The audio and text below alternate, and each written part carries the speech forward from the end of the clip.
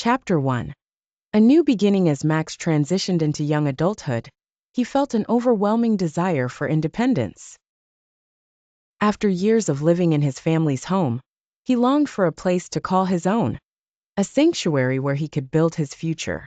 He envisioned a cozy house filled with laughter, warmth, and memories. One sunny afternoon, while daydreaming about his ideal home, Max decided it was time to make that dream a reality. He rushed to the forest to visit the giving tree, hoping it could help him fulfill this aspiration. Chapter 2. The Wish. Hello, giving tree. Max called out as he approached the clearing. The tree greeted him with its familiar warmth. "Max, what brings you here today?" asked the giving tree, its branches swaying gently in the breeze. "I want to wish for a house," Max exclaimed, his eyes sparkling with excitement. "I believe it will bring me happiness and stability." The giving tree paused, sensing the weight of Max's wish. "A house is a significant request," it said softly. "Are you sure that's what you want?" "Yes, I want it more than anything," Max insisted. With a heavy heart, the tree agreed. "Very well, I will give you my trunk to help you build your house." Chapter 3. The Sacrifice. As Max watched, the giving tree began to sacrifice its trunk. With each piece that fell away, he felt a mix of joy and sorrow. The trunk transformed into sturdy beams and walls for his new home. When the last piece was given away, the tree looked thinner and more bare than ever before. Max felt an overwhelming rush of happiness as he stood before his newly built house. It was everything he had dreamed of, a cozy space filled with light and potential.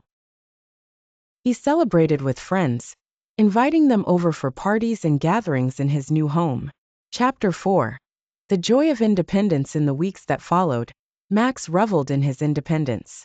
He decorated his house with vibrant colors and filled it with furniture that reflected his personality. Friends came over often, filling the space with laughter and joy. Yet as time passed, Max noticed something troubling. The tree was now just a stump in the clearing, where it once stood tall and proud. He felt a pang of guilt every time he looked at his home. Each moment of joy was shadowed by the memory of what the tree had sacrificed for him. Chapter 5. A growing discontent. Despite having everything he thought would make him happy, Max began to feel an emptiness inside. The parties became less frequent. Friends started to drift away as they got busy with their own lives. He realized that while he had pursued material goals, he had neglected deeper connections and relationships. One evening, sitting alone in his beautifully furnished living room, Max reflected on how lonely he felt despite having achieved his dream.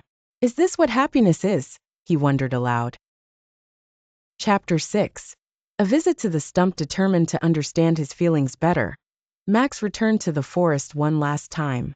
As he approached the stump where the giving tree once stood, memories flooded back, of laughter shared beneath its branches and moments of joy when it granted his wishes. "Giving tree," he whispered softly to the stump, "I'm sorry for what I've done." The wind rustled through the nearby leaves, as if responding to his words.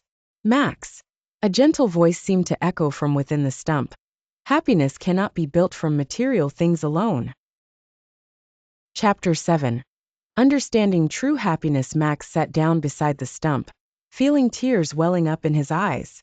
"I thought having my own house would bring me joy," he admitted. "But now I see that I've lost something precious in pursuit of my dreams."